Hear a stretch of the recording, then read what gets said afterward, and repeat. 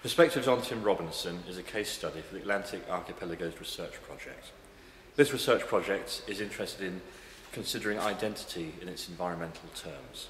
We are looking particularly at ways of reconceiving or refiguring, indeed remapping, attitudes towards the British Isles, the islands, the Northeast Atlantic archipelago, particularly in thinking about how centre and periphery relations could be superseded by periphery relations, how we might rethink, reconceptualise and remap both in literary terms and in literal terms, in figurative and imaginative ways, these particular territories. We're delighted to have Tim Robinson here with us today as an exemplary example of both a writer and a cartographer whose work over the past 25 years has been addressing these sorts of issues.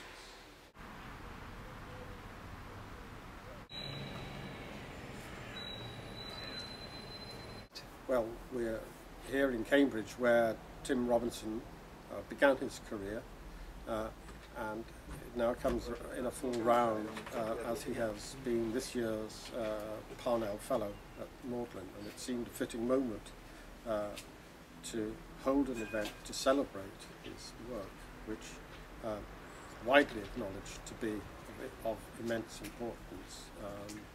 However, there has not been the kind of attention paid to it in the past that we are now beginning to bring to it, and so this is an important occasion for our project and represents a step towards a further event that we will hold in Galway in September, out of which we will produce a book of essays upon the subject of Tim Robinson and his diverse range of work, which runs across from the visual arts to map making to every kind of modern latter-day antiquarianism, the study of place, ideas about form in writing about place, and so on.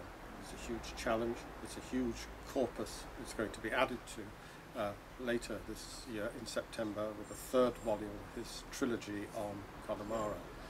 So there will be all that to try to take into account as well.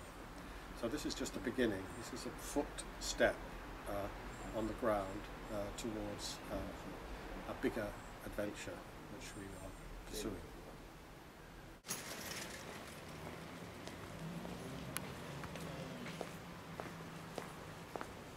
So we're here today to talk about the work of Tim Robinson, and one of the many things that makes Tim's work extraordinary is that it's a meeting point or a convergence point for so many kinds of interest and ways of thinking about landscapes.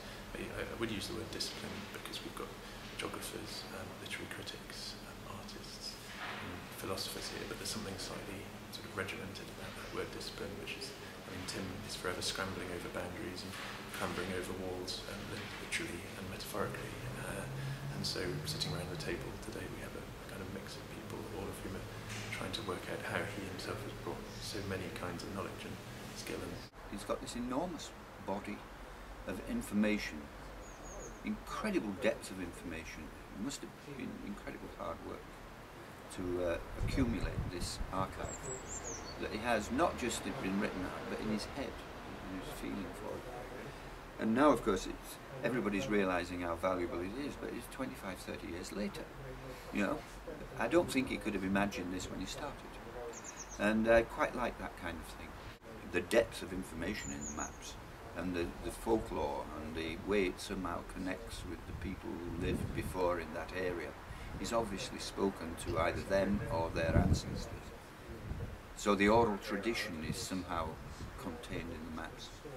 It just gives a richness to the way you look at a landscape when you actually know the kind of human life that was there. It somehow gets into the watercolour box or into the drawing pens. You're not just looking at a hillside and saying, "Isn't that pretty?" You're looking at it, and it's the view that these people for generations saw when they woke up in the morning, and that's not changed. That this oeuvre of work, the Tim's body of work, will stand, as Robert Macfarlane said, as one of the kind of standout achievements in the kind of Western tradition of writing about culture, nature and landscape.